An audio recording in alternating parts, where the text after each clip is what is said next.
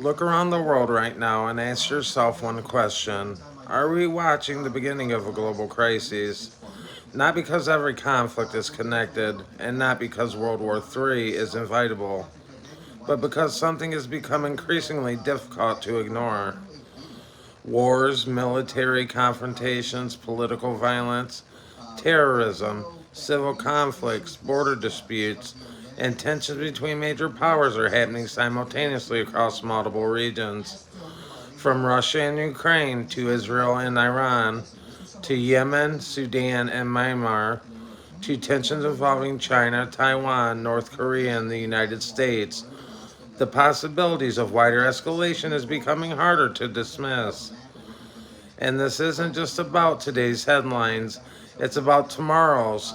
It's about our nieces and nephews, the children being born right now, and those of us who may have children someday, asking what kind of a world we are bringing them into. Children don't choose the wars they inherit and the leaders who rise to power. Whether economies become unstable or whether their countries become involved in another conflict. They simply inherit whatever world previous generations have left behind. Look at Ukraine, where Russia and Ukraine remain locked in a devastating war involving missiles, drones, artillery, long range strikes, and attacks against critical infrastructure. But the consequences extend far beyond Ukraine as Western nations continue supporting Kiev and Russia strengthens relations with other governments. The conflict has increasingly become part of a much larger confrontation between Russia and the West. Every escalation raises another question. How far can this conflict go before another major power is directly pulled into it? Then let's look toward the Middle East, where the confrontation involving Israel, Iran, and the United States and our regional forces have demonstrated how quickly a regional conflict can produce global consequences. Missiles and drones can cross borders in minutes, and military bases can be attacked, energy infrastructure can be threatened, and commercial shipping can be disrupted. When strategic waterways such as the Strait of Hormuz become threatened, the effects can reach families thousands of miles away through higher energy prices, transportation costs, inflation, and economic uncertainty. A conflict that begins in one region can therefore become an economic problem for other people who are nowhere near the battlefield. Then there is Yemen, where another conflict threatens to become intertwined with the broader Middle Eastern crisis.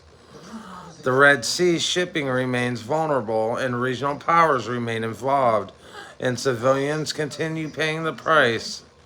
Meanwhile, Sudan remains trapped in a devastating civil war. Myanmar continues experiencing brutal internal conflict, and Haiti also faces severe violence and instability. Across parts of Africa and other regions, insurgencies, terrorism, and political instability continue to threaten millions of people. But here's where the situation becomes especially concerning. It isn't simply the number of conflicts, but the technology being used and how interconnected our world has become. A relatively small armed group can acquire drones capable of striking targets hundreds of miles away, while ballistic missiles can cross borders in minutes. Cyber attacks can disrupt infrastructure without a conventional army ever crossing a border, and the artificial intelligence can accelerate the information warfare. Our social media can transform a local incident into an international crisis almost instantly. The modern economies are connected too tightly that a conflict doesn't have to reach your neighborhood to affect your life. It can reach you through the price of gasoline, the cost of groceries, inflation, supply shortages, higher taxes, military spending, and disrupted global trade. It can also affect jobs, investments, businesses, and economic opportunity. You see, war isn't only something that happens on a battlefield anymore. In the modern world, its consequences can reach directly into our homes through the economy, technology, energy, and information. But perhaps the greatest danger is escalation. The wars don't always begin with leaders deciding they want a global war. Sometimes they begin with one action, followed by retaliation, followed by another response. One missile or one drone, one assassination or one attack on a military base, one attack on a commercial ship, one cyber attack, or even one misunderstanding can begin a chain reaction. One government may decide if it cannot afford to appear weak, while another may believe its opponent will back down, and suddenly retaliation becomes the next step. And then comes another retaliation, and another, until leaders discover that the conflict has become much larger than they originally intended. That is the danger of a chain reaction, especially when multiple countries and military alliances are involved. A regional confrontation can create pressure for allies to respond, while the opposing powers may interpret those responses as direct aggression. The more actors involved, the greater the possibility that a situation becomes difficult to control. And nuclear weapons make that danger even more serious. The world still possesses thousands of nuclear weapons, and deterrence remains one of the primary reasons the major powers have avoided direct total war. Leaders understand that nuclear conflict could mean for civilization, but deterrence depends upon communications, rational decision making, and leaders correctly understanding the intentions of their opponents.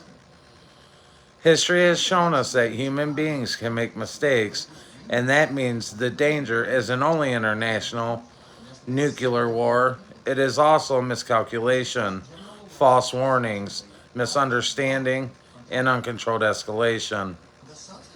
And that is why we should never become numb to what we are seeing, because there is another danger that may be even more subtle: normalization. Imagine being a child growing up in a world where another war is always on television and another shooting appears on your phone. Another military confrontation becomes another headline, and another political crisis becomes another argument. Eventually, people can become numb. Another missile strike becomes another notification, another shooting becomes another headline, another war becomes another argument, and another threat becomes something people scroll past. And I don't want that to become normal, especially when I think about my nieces and nephews, when I think about the possibility of having children someday. I don't just wonder whether they will experience another war. I wonder what kind of a society they will inherit. Will the diplomacy still be considered stronger than destruction? And will political disagreements still be possible without becoming hatred? Will technology primarily be used to improve human life, or will it increasingly be used to make warfare faster and more destructive? Will our children grow up thinking about school, careers, relationships, families, and dreams? Or will they constantly be worried about the next crisis? Those are the questions that genuinely concern me, because the future of the next generation isn't determined only on battlefields. It's determined by the decisions being made today. And there is another danger we can't ignore: the economic instability.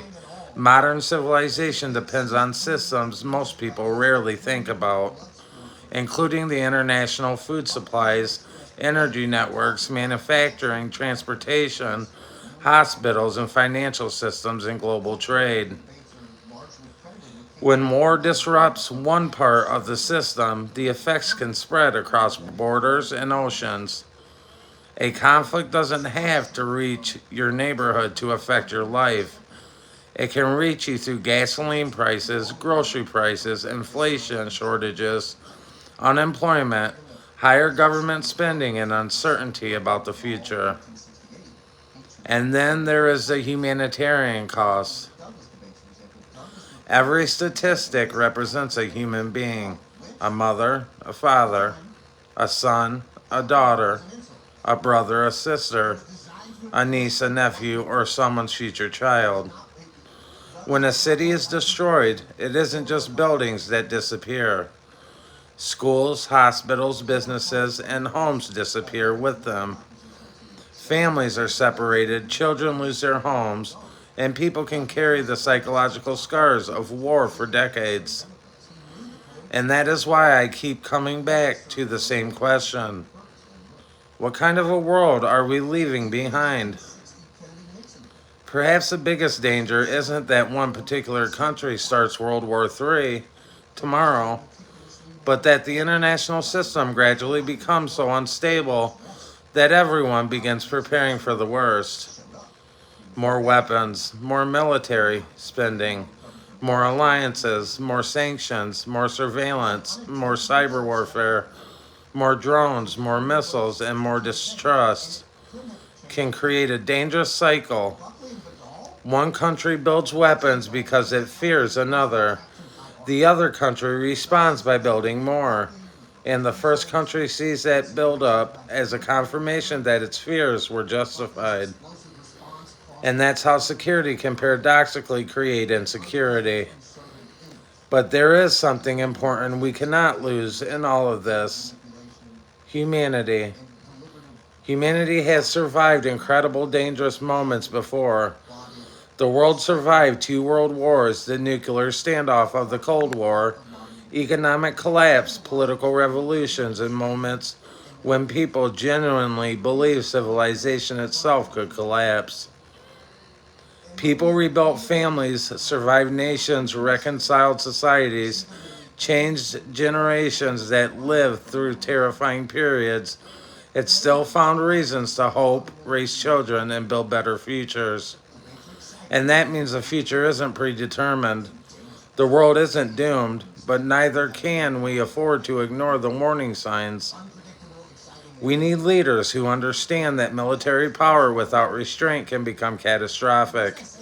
And we need diplomacy before escalation whenever diplomacy remains possible. We need citizens who understand the history instead of allowing the fear and the hatred to define the future. And we need to remember that behind every statistic is a human being: a mother, a father, a son, a daughter, a brother, and a sister, someone's nieces, someone's nephew, or someone's future child. And that's why I don't think being concerned about what we're seeing makes us weak. I think it means we understand what is at stake. And ultimately, this isn't simply about Russia versus Ukraine, Israel versus Iran, America versus China, or one political party against another. It's about whether humanity can continue solving enormous problems without repeatedly turning to violence. It's about whether we can recognize warning signs before another crisis becomes a catastrophe. It's about whether one generation is willing to make better decisions today so the next generation doesn't have to pay the price tomorrow. So when I look at everything happening around the world, I don't simply ask, are we heading toward World War III? I ask something much bigger. What kind of a world are we leaving behind? Because the future isn't something that simply happens to us. We build it. Every diplomatic decision matters, every act of restraint matters, and every leader who chooses peace over escalation matters. And every citizen who refuses to become consumed by hatred matters. When my nieces and nephews look back at this period decades from now, and if I have children someday, when they ask what we did while the world was becoming more dangerous, I hope the answer isn't that we simply watched it happen. I hope we can say we saw the warning signs, understood the danger, and refused to become numb and chose to build something better. Because the greatest responsibility of one generation isn't simply to survive its own crises, it's to make sure the next generation doesn't have to inherit them. Thanks for tuning in to the Unfiltered Political Lens. As always, we'll see you in the next video. Thank you. Peace.